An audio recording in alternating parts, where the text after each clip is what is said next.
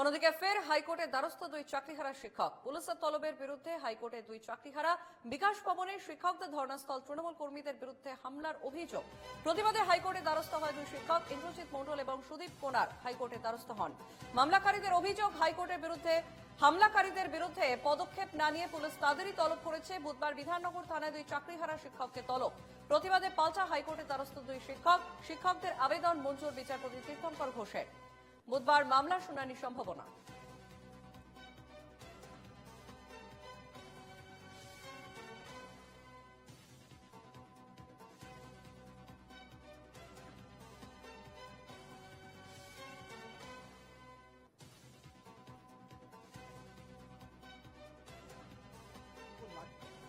কোর্টে বিচারাধীন, কোর্টের উপরে আমরা কেউ নই।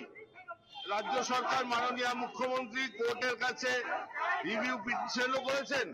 আশা করি নিশ্চয়ই ওরা মানবিকতার সঙ্গে ব্যাপারটা দেখবেন। বিকাশ ভবন ঘেরা হচ্ছে, কিন্তু তার জন্য দেখুন, সে যদি ওরা ভাবে কাউকে বললে হবে, বলুক, কিচ্ছু নাই। ওদের সমবেদনা জানাই, ওরাও আমার বাড়ির ভাই, নিশ্চয়ই ওদের সমবেদনা জানায়।